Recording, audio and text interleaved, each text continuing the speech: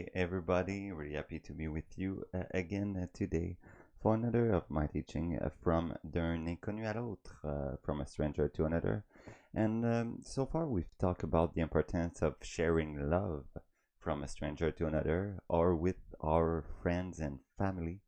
And it's because we send out that love into the planet energy that we help ourselves, but everybody else to evolve and to bring the world to another step of evolution. It's all about love finally.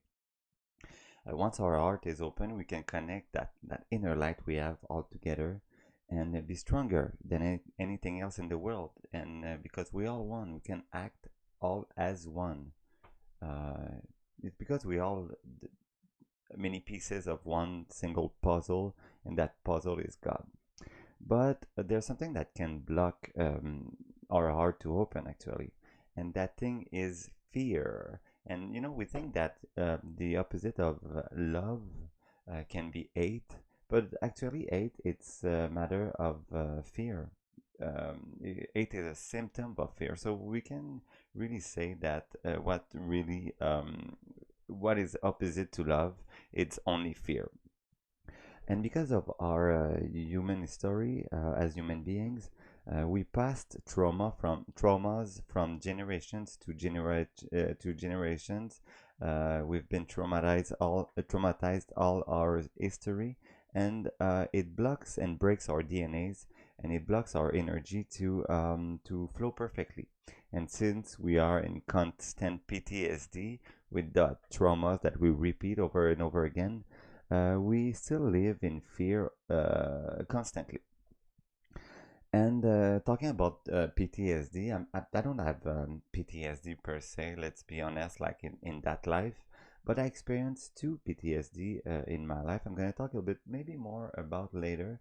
Once because of a car accident, and once because I traveled and I was living in my tent for 2 months, 2 months and a half. So I can feel a little bit like some glimpse of what it's like, even if I don't really, I can't know what a real PTSD is. Uh, and that's why, when I was living in my tent for a while, it was really hard to sleep really well because I had to stay alert for everything, every little danger that would come close. It might have been an animal, it might have been the police, whatever.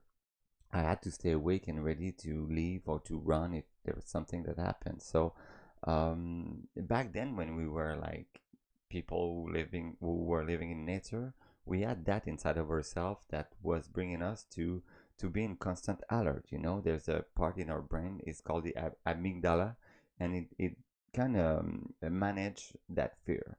But now we remember a little bit more that we're one with the divine source, and that little alert in our brain became useless for security or less useful than before. But still, that part in our brain still need to work, to continue to ring in our head and to alert us, but it's creating something else than a sentiment or a feeling of security. It's creating bad feelings, actually.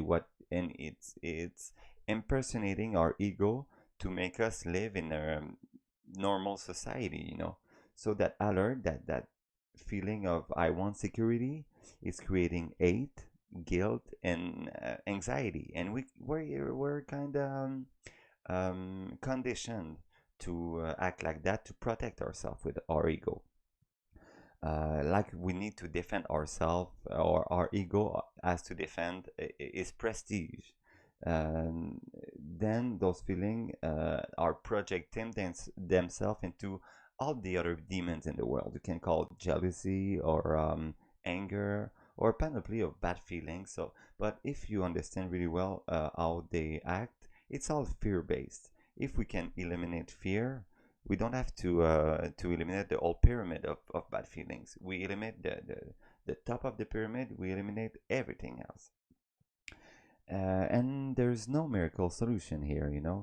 Once again, it's and like I said, I'm pretty much categoric about that, but categorical, categoric.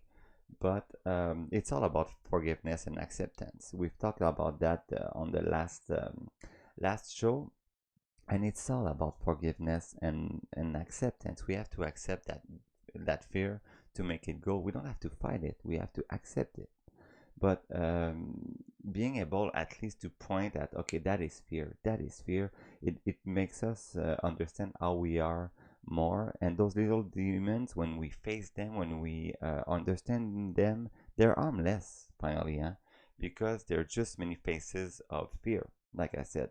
And you know what? Fear, we create it to defend ourselves, like I say. So if we stop creating fear for no reason, we stop all the bad feelings that we have, and we can really live in unconditional love, and really understand more our ego. Because, and I'm gonna come into that topic in another video and another teachings, but our ego is useful in a certain way, and we have to understand how to use our ego to put it at the right place, and not just to use our ego as a shield to defend ourselves. So let's talk about it today, and ego and healing will come a little bit further in the way. So, like every episode, I'll say, my name is Mick, and welcome to D'un inconnu à l'autre. It means from a stranger to another, and it's now a bilingual podcast. Of course, I'm from Quebec. I speak French usually, but this time I want to do some teaching in English, and I might write a book after that with all those teachings in French, though. So let's do both languages, and I want to bring you really quick on my YouTube channel. You're on my YouTube channel right now if you're listening to that. Machiavemic, you can register just on the bottom, just here, and I have my website here with some English, French videos, my book, and and a blog in French too. So I try to be creative here. It's michaelbodart.com. You have it here on the screen, and thank you very much for listening to that podcast right here, right now. I love you guys, and we're gonna get into this in 1 second. I'm just trying to um, share something right now. I don't know if it works. There you go. I forgot one group that I wanted to share that, and it's done here. Okay, let's go with the topic here. And you know, fear is so important in our society because we live into fear. I realized that when I started a podcast in French about, about what's going on in the world. I started in last March when nobody was doing it actually. So, and I stopped really quick um, because there's so much more important things to say um, instead of fears. But the thing is that what I realized is I was trying to share good informations like COVID is not that bad, or there's not a lot of death, or maybe we have some way to get away, or whatever, And people, they were mad at me. They were like, "You're creating fear. You creating hate with that, And I was like, I'm just sharing good news about it. But I'm doing the opposite. But for them, going against the government, that holy government is saying the government is not right, is creating another narrative, and that's scary. And I can understand that, but at the same time, if the government is not doing something good, we have to work for ourselves for sure. And this is what fear does. Fear creates control over the people who are scared. It makes us react in a way that we're not supposed to react. And so, if we don't want to be scared, we need someone who guard us. We need someone who protect us, because we don't realize that we can protect us ourselves. That's why we put our powers in the government hands, because they think we need someone who protect us. But actually, it's completely false. We can protect ourselves, and we have to point our finger on that fear. Because the thing is, with the government protection or whatever, it's dividing. It divides us so much. I try to consider myself as a leader, and the first thing when you are a leader, you should not, a real good leader, you should not put the blame on one part of your crew, one part of your gang. This is what they do in Quebec right now. In other country, they said everything's happening because of the protests and those conspiracionists and everything, and it divide the people so much. And in that battle, if I can call it a battle, nobody has the truth. Nobody is really right, and so it just divide people. And while people is divided, you can even work on something behind the scene, and nobody will notice because they will be occupied, they will be busy with fighting each other. And this is not right. A real leader will bring everybody together and say, you are powerful, you can do it.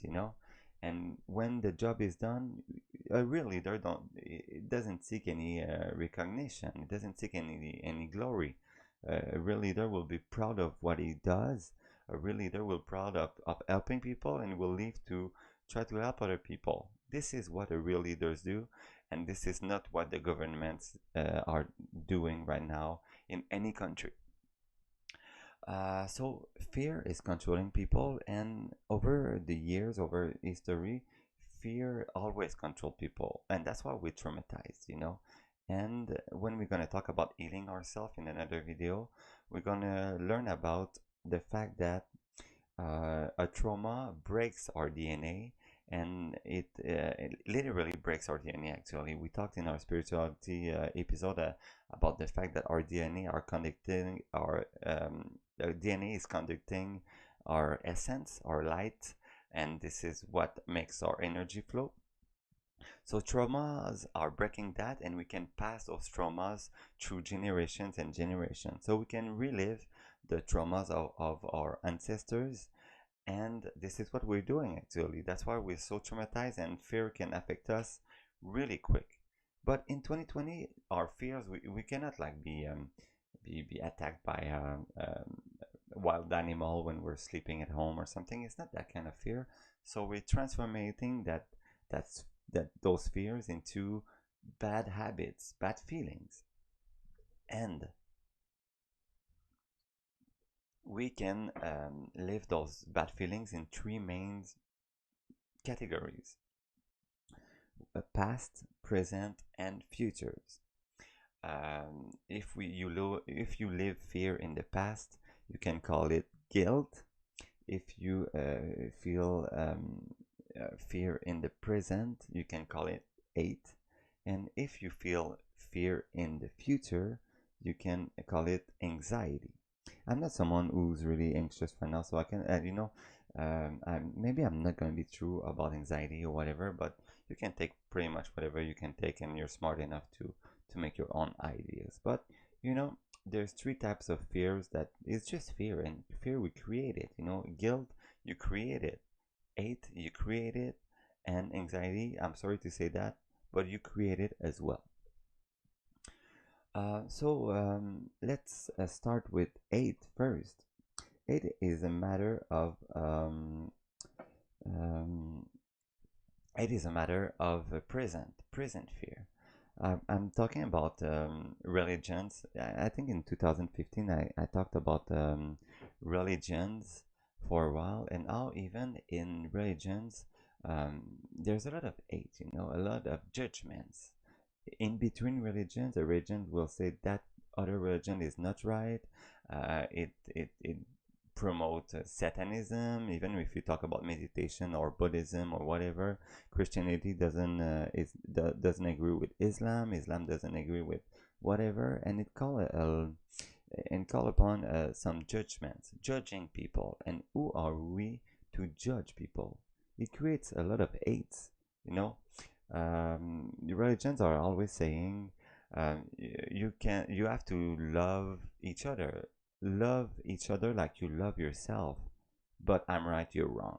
You know what I mean?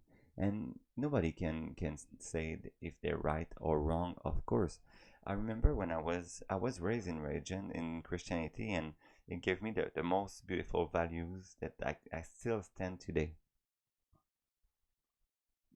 But we were calling the non-believers people of the world.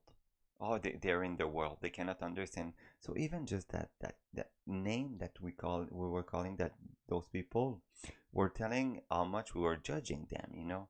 And the whole history of the world is based on religions right now. Even the history of 2020 is based on religions.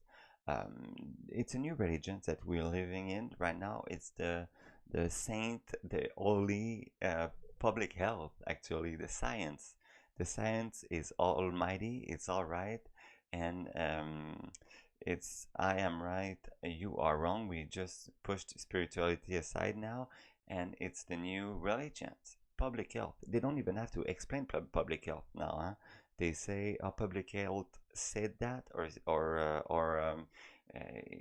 science said that. But you can actually, if you want to jump 200 years in the past, you just have to replace public health are recommending by God said, and it's the same thing. They don't explain nothing, you know.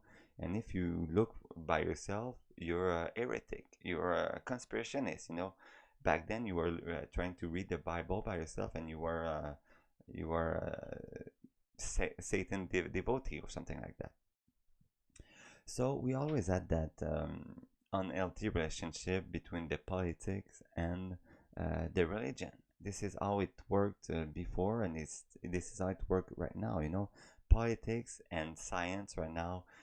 You cannot even make the difference between one or the other in that crisis we live in.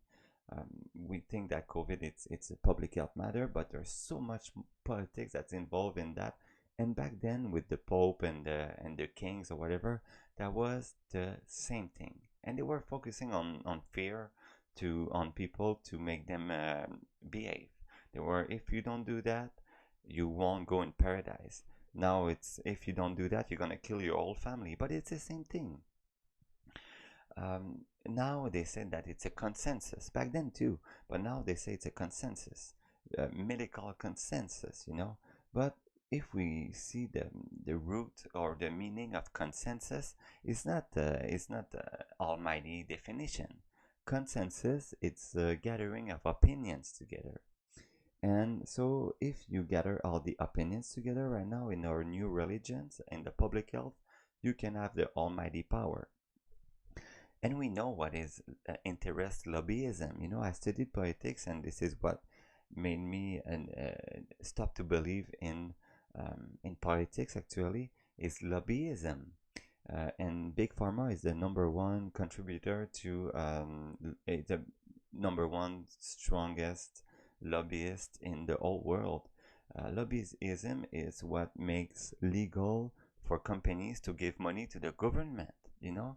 And big pharma is spending hundreds of billions of dollars per year to make you believe something, to create the consensus in schools, in the medias, in politics, in they're spending so much money to make people believe or to create the almighty science that now it literally became on a religion. And even if they're like World Health Organization saying, or the government, they're saying it's because of the protests that the virus is spread with no studies, nothing to prove it, but they're saying that, and people are believing it because they're like, oh, it makes sense, you know. Oh, it makes sense. We wear a mask. It's something in front of your mouth. It makes sense. Okay, but it's still an assumption, you know? There's no proof, and I don't want to say no proof with mass, but the studies that they put out there, we can talk a lot about this. This is not my intention right now, but you see the big picture, you know? They say, oh, like back then, there was a drought or, a bad harvest one year. Oh, it's because you did that. It's because God punished us. It is the fault, it is the culpability of the people who didn't behave. It is your fault, or it's because of the witches, you know. We didn't have a good harvest. It is your fault. And this is what we were doing back then, and this is what we still do it. And it turns the people against each other, you know. It creates so much hate, and now we hate our neighbor because of that, and we can control more. All because of fear. We are fear that God will punish us. We have to hate our neighbor. We have fear to kill our family with coronavirus. We have to hate the conspirationist. It's the same thing. And people are just trying to make a way, or to make a meaning with what they think, with what the information they find, because you can tell that the informations right now out there with the coronavirus, it's so, and it's kind of on purpose, but it's so like, um it's bombarded from all directions. You don't know where it comes from, or what it means, or etc. It's really weird. I saw a news anchor. If you're in Quebec and you're watching this, you might have seen it. That video of Mario Dumont, who he was. There was a montage video, a cut from. It was supposed to be on air. It was supposed to be a cut of people who are for masks. But they sent on air a video about a lot of people they were against masks, and after that the news anchor was like, oh, we didn't put the right cut, sorry. But I was thinking about that, and I was like, how could they have first did the montage to put all the cut together that they didn't want to put on air, and after that it went into the production, and they put it on air the whole time before they removed it. I mean, was it on purpose? Are they creating that hate on purpose to confuse people? And after that, you can do whatever you want by controlling people. And if we go back to that Third Reich, or into the German, what I'm talking about, the Second World War and everything. The worst thing about the Second World War, I think, yeah, it's really really sad what happens to the Jews back there, but at the same time, the saddest thing was especially that the people they were behind Hitler back then. They were agreeing with Hitler about hating, because of the propaganda and everything. And this is what we see right now. People are agreeing with hate, with sharing hate. And this is mean. This is not what we should do. And real leaders, it's not what they do. Now we create words that we repeat and repeat over again to judge people. When I was in religions, in Christianity, we were saying, oh, those people are in the world. It's normal they don't think are the same. And now we have that word, anti-vax, anti-mask, flat earther, fake news. We have words that we repeat over and over again to judge people. And those words vehiculate so much hate for nothing. And we put all those words together. Those people, they refuse vaccines, they must think that the earth is flat. And we are creating synonyms to think, or to just say that people are stupid. My ego is better than yours, I'm smarter than you, so you are stupid, I'm not. you know but at the same time, everybody is as smart as everybody. I talked about it in another video anyway. And on top of that, of calling those people names for no reason, we put them all together, and we try to say their speech even without them thinking. We create example on Facebook, or we create and we say, oh, those people, they're saying that. Those people, we don't even let them talk. We don't even let them invite them to talk in public or something. We say those people are like that. They are anti-vax, and they want to hurt people on purpose. They are individualists. They are egoists, but we don't even invite them to talk, and we hate them after that. It goes so far because we don't want. Uh, we just making hate bigger and bigger again. It's not right. And we contest them, we fight them with just sarcasm, instead of just opening the discussion and loving them. And this is not right. We should love each other. This is, if we are all together, that we are stronger. But the government, they don't want us to be stronger. They want us to behave, unfortunately. And and it's been like this, like I said, for centuries. And even if we call it democracy right now, it's still the same old um, mechanism to control people, and it's bad, and it's all focused on fear and hate. And from another side, we don't even have the time to inform ourselves, to empower ourselves, you know. We listen to the medias. The medias are saying that we should hate our neighbor, we should hate the conspirationists, that they try to kill you. And we know that the medias are financed by Big Pharma, for an example, but we're so scared that we don't even want to think about that. And we listen to our government, and we know that the government are financed by Big Pharma with lobbyism. Lobbyism, like I said, is the legal meaning for the legal actions from big companies to finance politics. It is what it is. And if someone said the opposite, we don't have time to get informations. But the medias and the government said that it's not true, and you try to kill me, so I'm gonna be scared of you and I'm gonna hate you. Even if it's a good news, if we say, I don't know, chloroquine works, it will save life. No, I hate you because you bring some good news, and the government is saying there's no good news, you know? It's like back then, if someone would have said, "Oh, maybe if we can put little bit of more water in the soil, or a little bit more compost or manure in the soil, it will grow more." People would say, "No, it's because God wants to punish us. Don't bring good news to us," you know, and that's crazy.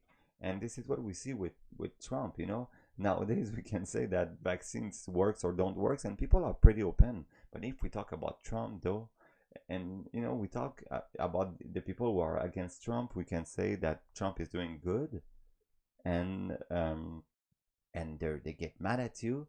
And the people that are pro-Trump and they're more and more pro-Trump, we can say, oh yeah, but there's opposite. How do you call it in English?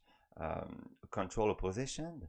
And those people will get mad and say, no, Trump is the savior. So again, a lot of hate, and we have to open more the discussion, because there's no hand, you know, and dividing everybody will make the things worse. And the final key, anyway, to open our heart and to get out of that those problems and that control, is to work together and to get out of that government finally, you know. But this is what we're learning right now. And you know, um, when what we talk about when we talk about the medias and all the content on internet and everything, we can get back even to Jesus' timeline and to Jesus, what he was saying to the Pharisees and the script when he was flipping the table in the temple. He was saying that, you know, what you share, what you're selling right now, is beautiful content, beautiful container, but with nothing inside. There's no content in your container, you know. And this is what we see with the medias and the government. A lot of beautiful words, but not a lot of content in those words. We have to just listen to those beautiful words. And when we looked at the global goals of 2030, it's so beautiful words, but it means strictly nothing. And we have to understand that, and we have to stop believing of that nonsense, and we have to believe in ourselves, in our inner power. And this is with believing in our inner power that we can heal ourselves from just trauma and evacuate fears. And the population, it became worldwide now, you know, with that coronavirus. We are approaching that goal of being a worldwide civilization. There's no war really, except that spiritual war for freedom, and everybody is scared and in control, you know. And when we think about a worldwide civilization, yeah, we can live it in fear, in control, or in love. And it is our choice. Our freedom is our choice, and our choice and our responsibility. It will take some sacrifices, but it is our choice to live it in either fear and control in one hand, or in the other in love and collaborations and compassions. Your choice. How should we do to how can we do to being away of that control, to being away from that hate, from that fear? And the only option I can give you, or the only solution I can give you right now, it's just to look inside of yourself. You have to look inside of yourself and to see. Jesus was saying, someone who has never sinned can throw the first rock, you know? And if you have sinned, you can see that you're not perfect and nobody's perfect. But by working together and stop judging each other and seeing that we're just on the same boat trying to figure out life, it will help us stop judging us and saying that we all try to figure out life together. We just have to talk together, you know, and to get information together and to talk together, and to stop being fearful, because altogether, look at that. Okay, if you are by yourself in the forest, like in the total dark, you will be scared as, you know what I mean. But for me, I can be scared if I'm alone in the wood for sure. But if I'm just one person, even if it's with my girlfriend or whatever, I won't feel fear, because it's the impact that we have all together. More we are together, less we have fear. It's just in our human nature. So we have to bond together and just to push fear away and to stop judging each other. This is how you can be stronger together. And this is where spirituality become important, because the spirituality, like I said in other episodes, is to bond with each other and to connect our inner light. And when we connect our inner light, we have bigger light, and darkness become a joke, you know. And this is what I say in my book too.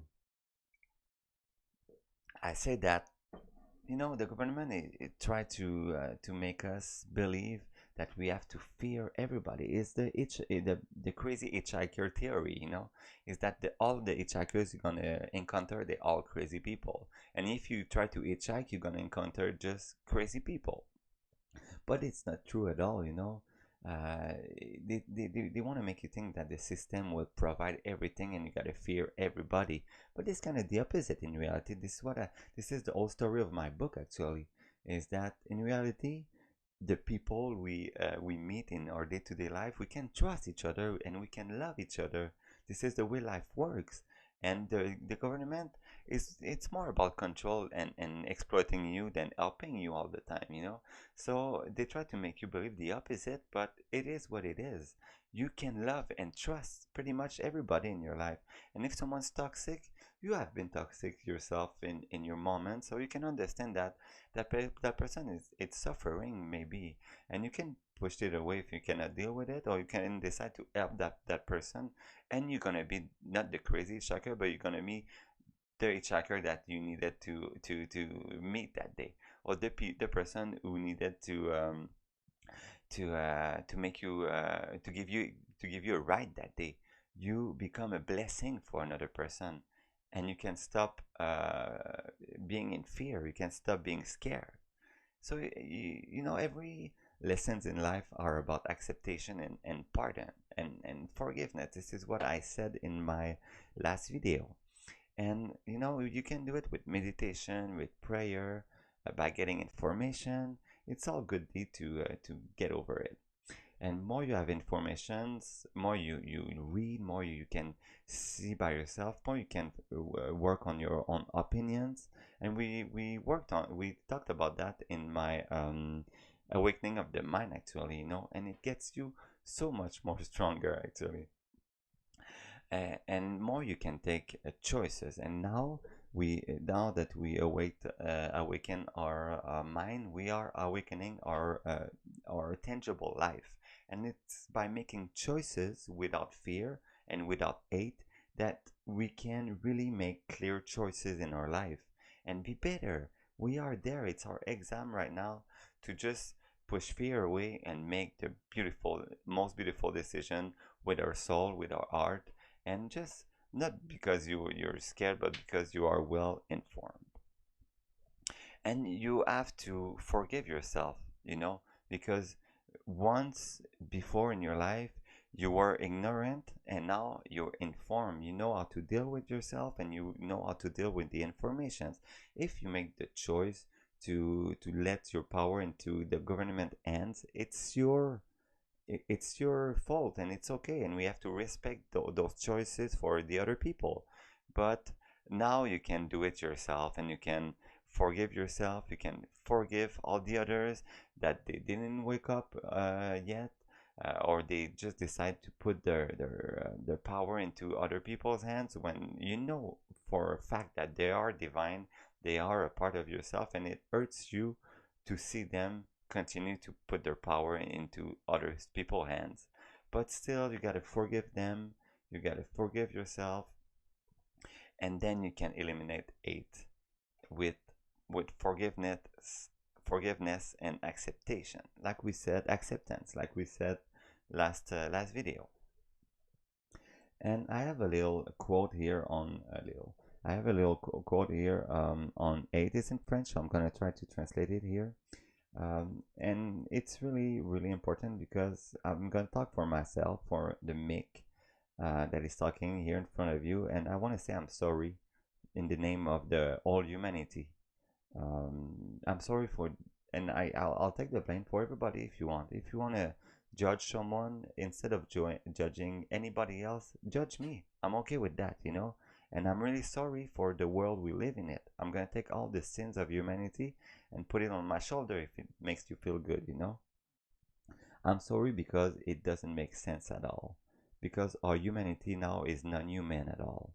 I'm sorry for all the stupidity that you encounter in your whole life. And maybe I'm idealistic, and maybe I'm stupid, but at least I try to be humble, and saying that I don't know the truth. I don't know the truth of what's happening on that world, and nobody does. And I'm just myself. I'm writing, I'm talking to you with that camera and everything. But if God exists, I hope He has a little bit of pity right now. Because we can condemn Him, we can tell Him that it's His fault that we live in that hateful world. And it's so easy to push the culpability away and to say, it's not my fault, it's going to be yours. But you know, we all have free will, and we all free from everybody, even from God, you know. And we cannot continue to hate people in the name of love. It doesn't make sense.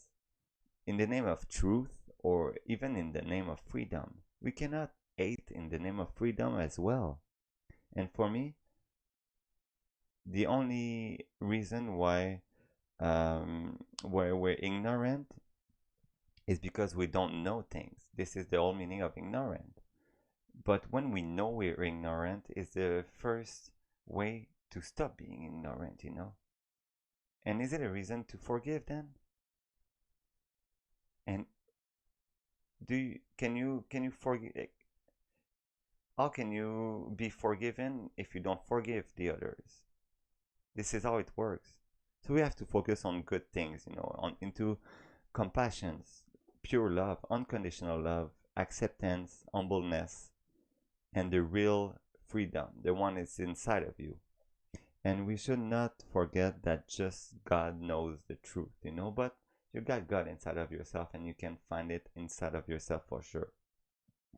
And we should not never, never, never think and pretend that we are almighty truth and we know all the truth, if truth exists. And we have to condemn hate altogether. And this is what brings me to guilt right now.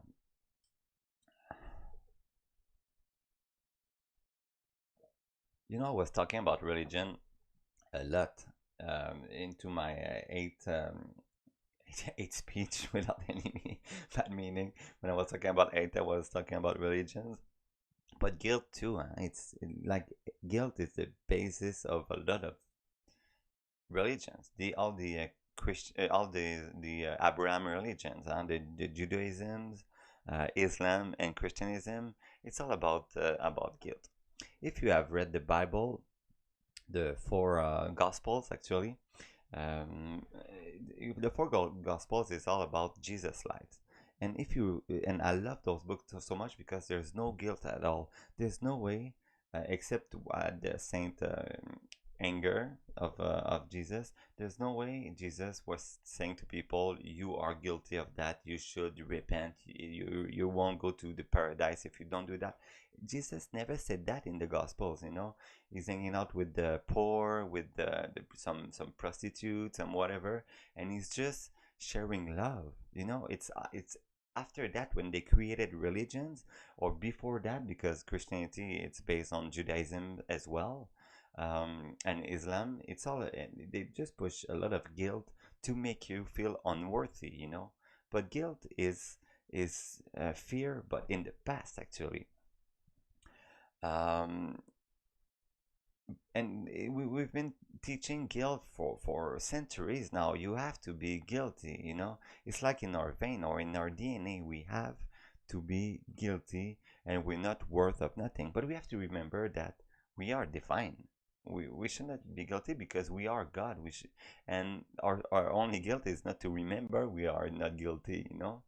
That's crazy like this. And even the new generations, it's not about the religions anymore, but on social media we have to be guilty of how we look, and we have to be guilty of everybody looks perfect and I don't look perfect on social media, so I'm guilty of not being perfect. And even in China, um, guilt and the opposite of honor. And in China, or in those Asian countries, honor is one of the most important thing in the world. If you don't have any honor, even if you have money, you're one of the worst person in the world. Um, and for the Communist Party, you need honor. You need to honor the Communist Party there, and they value that more than the religions itself, or more than God itself.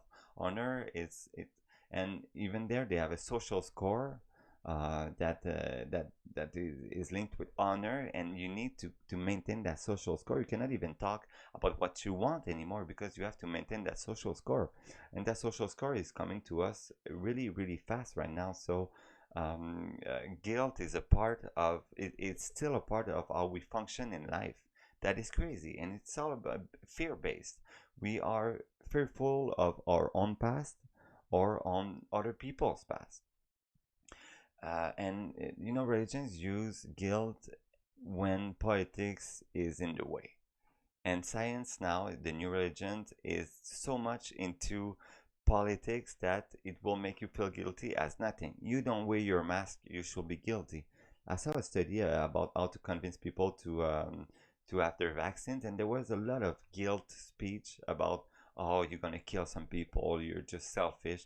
They push guilt so much to make you do this or that. It's not, and it's all about fear. You are scared of your own actions. Oh, I should have done that. I should have done that. Always. But the only way we can push back guilt is just by talking to yourself. You relativize with yourself. You say that's not that bad. I'm divine. And everybody make mistakes anyway. And you can push guilt away. My tip, the way I do that in my life is that there is never, never, never a good reason to feel guilt. Never. Guilt is useless, 100%. When you're scared, or when you have anxiety or hate, it's because you feel hurt, you feel in danger right now. Guilt is in the past. It's already done anyway. You cannot go back and change it. It's useless to feel guilty. And I'm not saying not having remorse because you've killed someone or whatever, but it's not guilt at all. You are divine.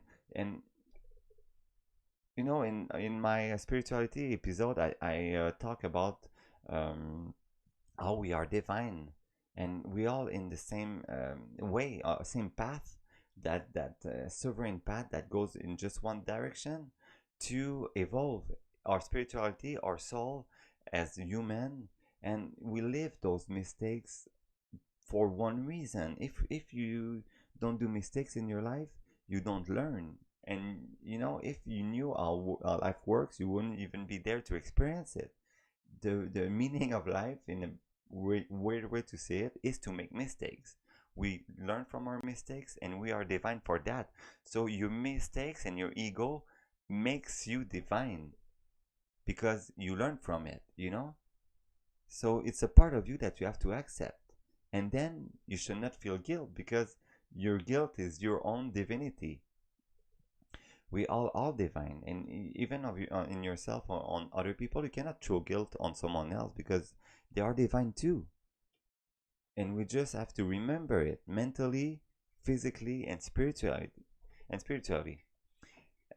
It's our mistake that justify our evolution, and this is what makes us divine. Everybody makes mistake.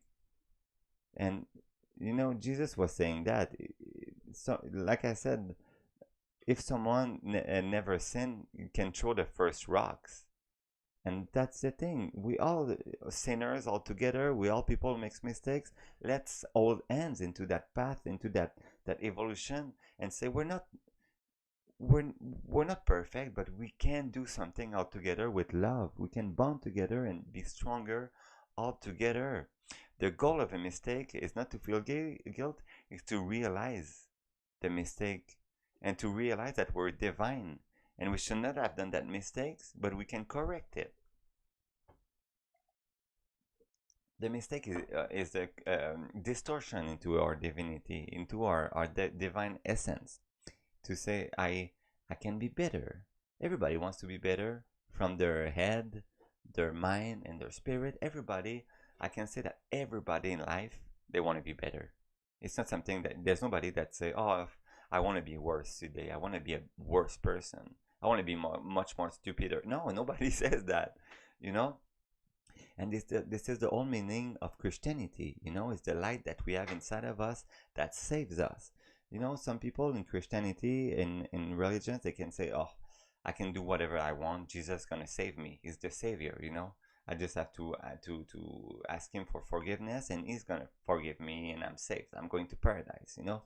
But the fact is, if you don't correct your own light, I made a mistake, and I have to correct that. I have to not to think like that anymore. This is how you can be forgiven by Jesus or another savior or yourself. It is by correcting your distortions into your own light that you can be forgiven, and that you build your own path to nirvana or paradise, or oneness. Call it whatever you want. And this is exactly what I say with my DUI, with my drink and drive, you know. I've been so dumb. I was so dumb when I did it. But the beauty of it right now is that I'm not dumb anymore, because I don't do it anymore. And this is how I learn, you know. And I know I put a lot of danger, you know. I put myself in danger, other people when I drove. And I was a bad person because I didn't think about if I was hitting someone with my car. And I crashed my car actually, but in the ditch at least. But I have no excuses. You know, I did a big mistake. I was dumb, and I'm not in anymore, because I'm divine and I remembered it. And you're divine and you can remember it.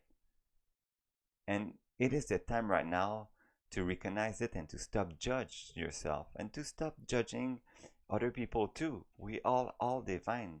It's time to assume our mistakes. And this is how we recognize our sins inside of ourselves.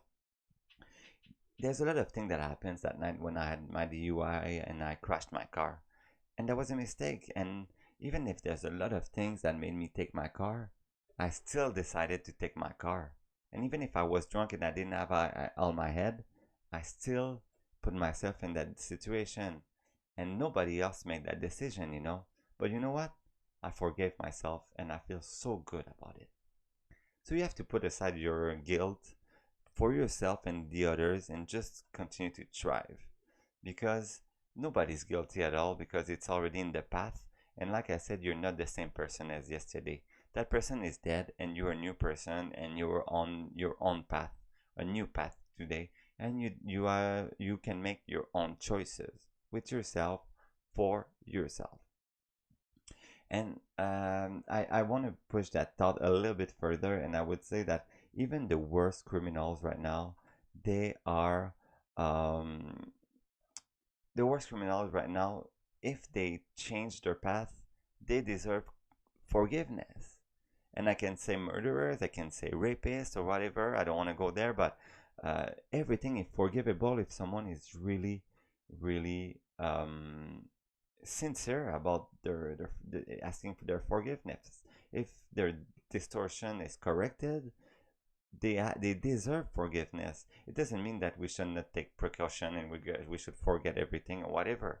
But real forgiveness is the feeling we have for inside of ourselves, and that's the most. When we forgive, this is the most beautiful feeling we gift we can give to other people and to ourselves. And that path, that spiritual path, goes just in one direction. And it doesn't matter if someone doesn't forgive you. If you forgive yourself first, you are on the right path when you know that you're not gonna commit the same thing again.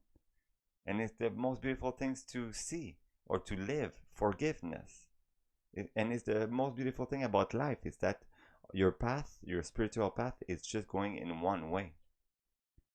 And one day, through all those lives you experience, you're gonna correct everything, one thing after another, one little distortion after another, and you're gonna remember that you are so divine.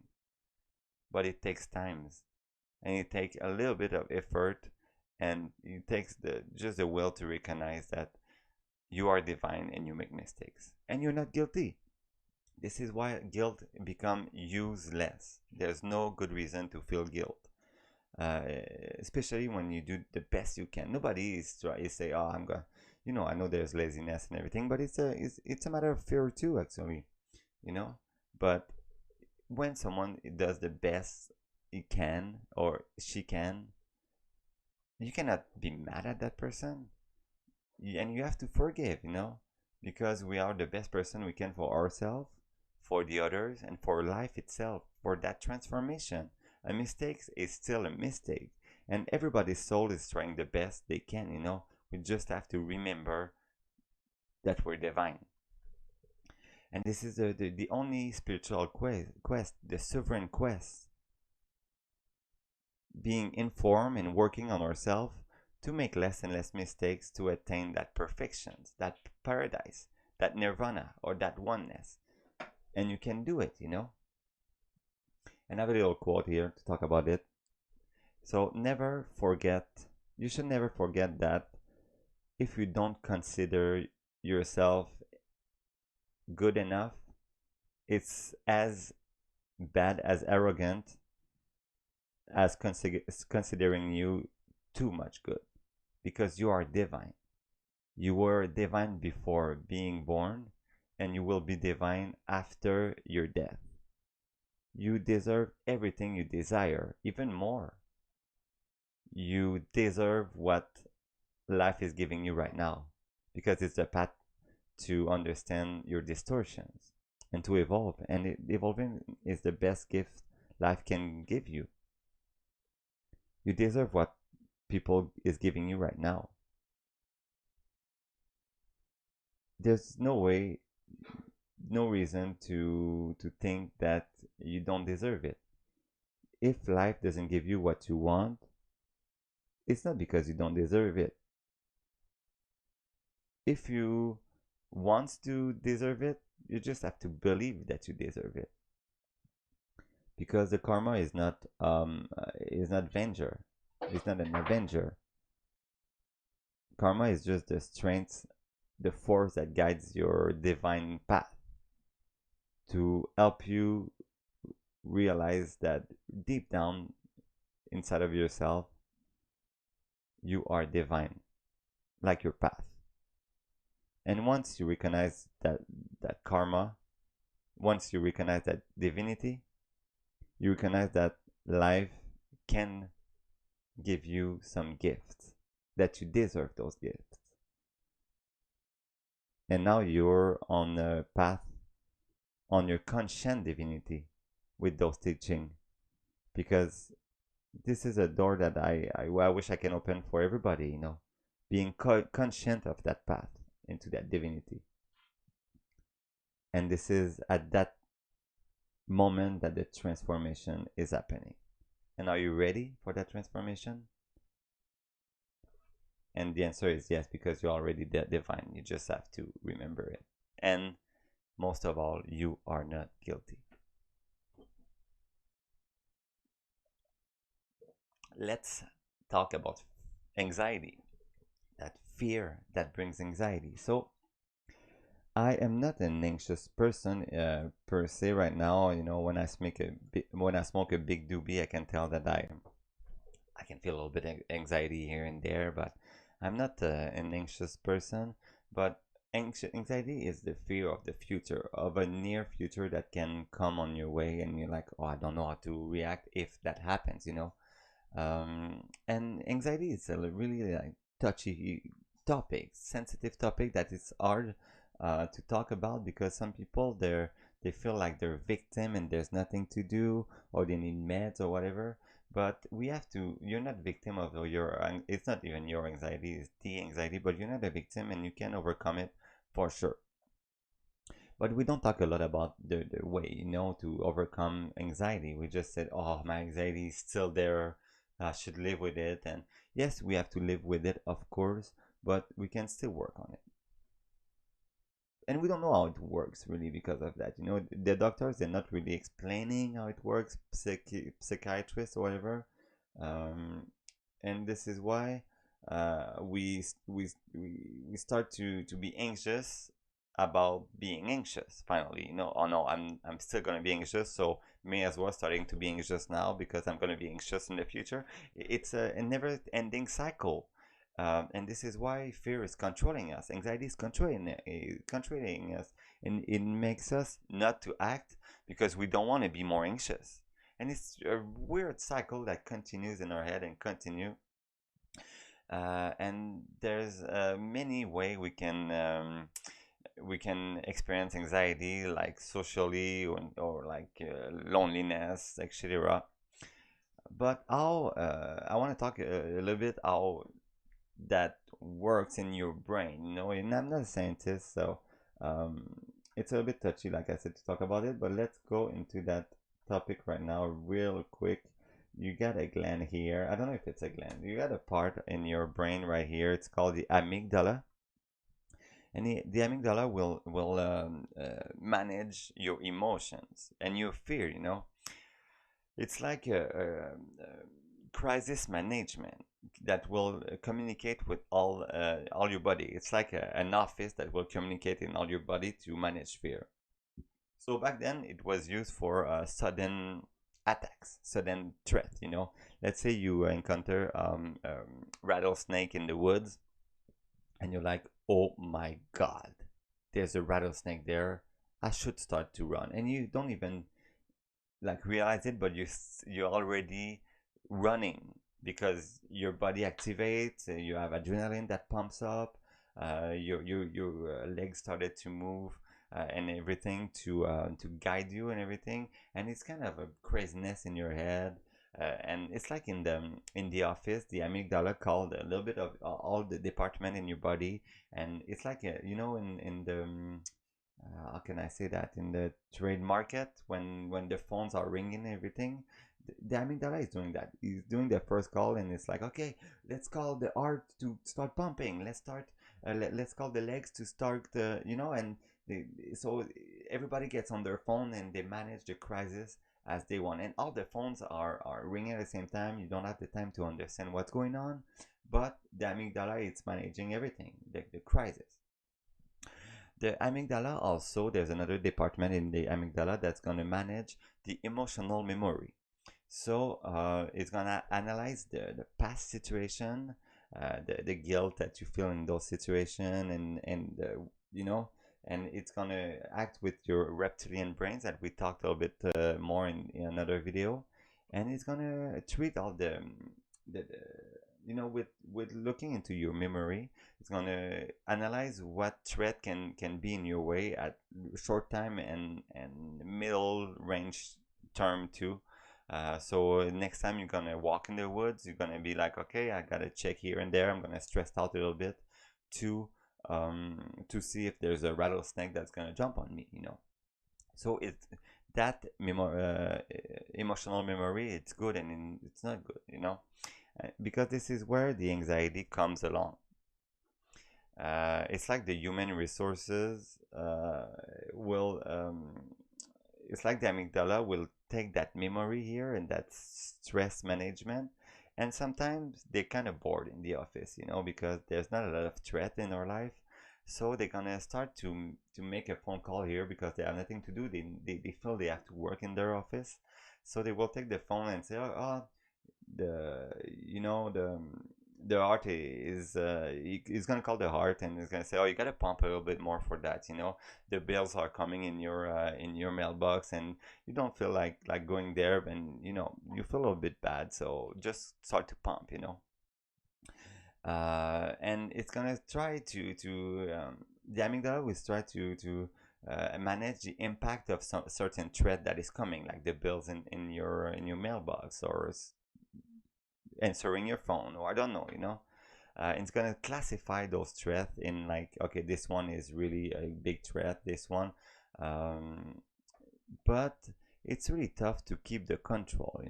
Like I said, it's like the how did I say that, the trade, it's like when the office is really overwhelming, gotta call everybody to make everything work.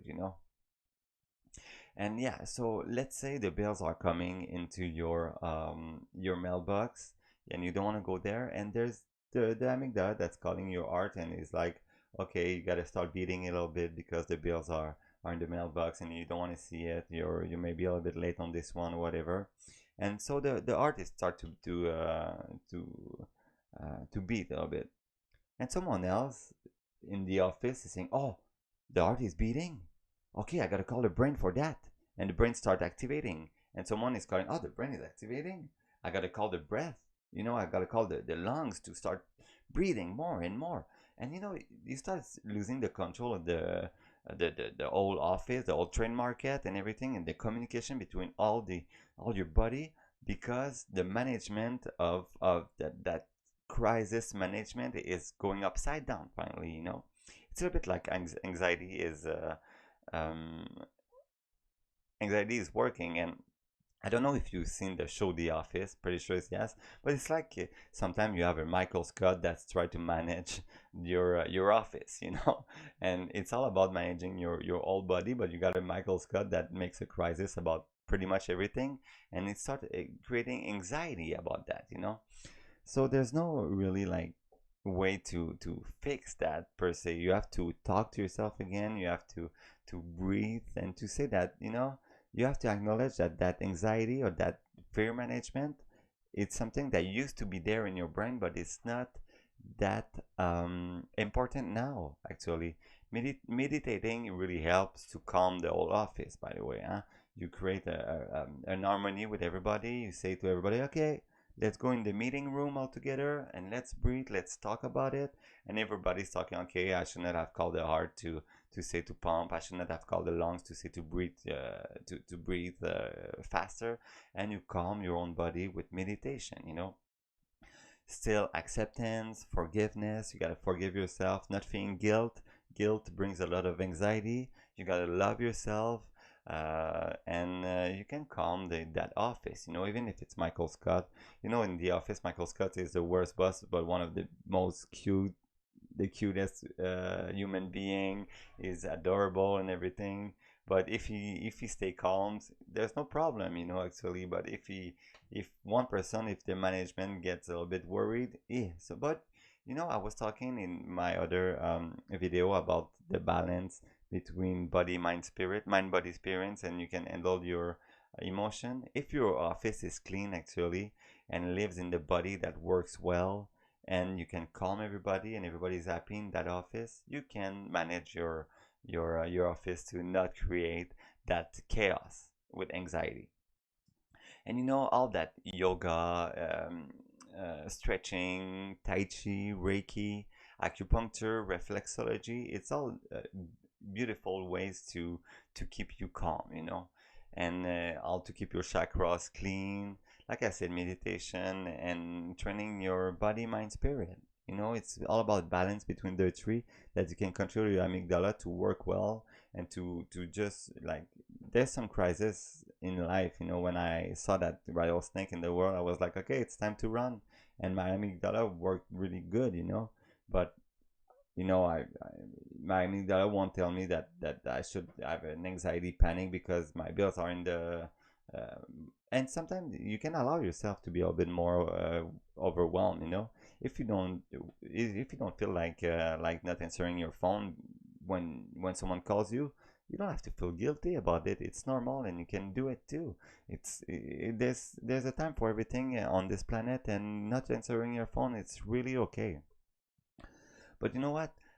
When you face a situation, sometimes it's like running, and you have a train that follows you. You know, you run, you run, you run, but because you think that that a train is following you, but you just have to turn away and see. Finally, there's no train actually, you know, or it's an empty train track there, you know. And when you face your situation, sometimes you the situation appeared bigger, or the situation appear bigger in your mirror that in it looks like it's like the sign in your retrovisor, you know, in your car mirror. The object in your mirror appears bigger than it, or closer than it look like. It's like this too, you know. So when you face them, you can realize that, oh, it was not that big, you know. Or you can literally let go of things, you know, things that are not important to deal with. You can just let them go, and say, you know, it's on me to deal with that. I'm going to trust life. I'm going to trust my surrounding. I'm going to trust myself, and I let go of this, you know. And there's things that you have to wait too, you know. You cannot deal with that right now, and you have to, and it makes you anxious because you will have to deal with it in a month or something. But it's doable to let go of one thing and to take it back later. You put that aside in a drawer in your brain and say, I'm gonna deal with that later. And when a week before, you're taking that in that drawer, and you're like, okay, I'm gonna deal with that right now, you know. And if you smoke a big joint like I do, and become anxious because of that, you can tell yourself, hey, I'm high right now. I don't have to deal with anxiety. I mean, I did that to have fun, you know. I'm gonna think about my bills later when I'm gonna not be high. It's not because you have your bills in the mailbox right now that you have to be anxious right now, or in 10 minutes, or in an hour. You can deal with your bill tomorrow. You don't have to push that back again and again. And if it makes you anxious, you're the best person to deal with it. But you know what I mean. You don't have to stress at that second too. You can give you this is what I do actually. I said, okay, I'm gonna deal with that in 2 hours, but I allow myself to push it back in 2 hours, with the only condition that I won't push it back another time. You know, it's like snoozing. If you want to snooze, snooze just one time. Just one time, please. Because if you snooze 7 times, I'm looking at my girlfriend right now. If you snooze 7 times in a row, it's not snoozing anymore. It's just being freaking lazy. So this is I have another quote for this one here. Um, So there's no magical solution, unfortunately. In that world, everything going too fast. So if you want to live anxiety, you're gonna live it over and over again anyway. The medias are showing us the worst thing, you know, um, uh, the worst feeling on the world are shown on TVs and on social medias right now. Hate, guilt, fear, and the marketing makes us want everything right now, like we deserve, and we want every luxury right away. And if you don't possess all the luxury, you will feel bad, you know. So it's really hard to feel good and to feel in peace in that world. But when I sit down in lotus and I close my eyes for 10 minutes, let's say, and I meditate, I can realize that I don't need nothing for those 10 minutes finally. And I give myself the right to do nothing for a moment and to need nothing. And I focus on my breathing like it's the most important thing in the world, breathing. And you know what? It is the most important thing in the world. And I breathe, and I'm alone, and I do nothing. And you know what? I'm good about it. I feel good about it because You know, there's a lot of people that say that they can't do it, but it's a mistake. Meditation, it's not like stopping something. It's not stopping the hamster in your head. It's just to give him a job finally. Focus on my breathing and give me a break. It's like with the physic or the mind. We just need to find your way to work it out, because you can do it, and you'll be conscious and you'll be winner. I don't say that it will fix everything in your life, but it just can help. Meditation. And you know, I'm gonna repeat that. I know that you've lived a lot of in your life. You know, everybody did. Maybe you did more than everybody else, but you're here, right now, strong enough, and you're watching that video, and you are strong and you are divine, and you will live other problems. But you did it so well with the problems you lived in the past, with the problem you're living right here, right now, that the problem is in your first future. You're gonna deal every day, one day at a time. You're gonna deal it perfectly, because you are divine. And don't ever forget that you are divine. And every problem, so when you face them, you're gonna see you're gonna be able to overcome them, because you are divine. And we do everything. We expel that fear, hate, guilt, and anxiety out of our life, because you want to evolve, you want to learn, you want to love, you know. And love is about everything. It's the opposite of fear, actually. You know, we want to love, and this is with love that we're gonna chase fear. We're gonna put fear out of our life. And more you get information about yourself, about the world, more you're strong. And more you're strong, less you're fearful. And even if it's true, even if the government and the medias are really lying, like we think more and more, at the end of the day, if you have integrity, if you're spiritual, if you're divine, and if we hold hands all together, we don't need to be scared, you know, neither from a virus or from the government. Knowledge leads to wisdom, and wisdom leads to the evolution physically, mentally, and spirituality of our being. And every lessons that we have to learn in life, like I said, it's about acceptance and forgiveness.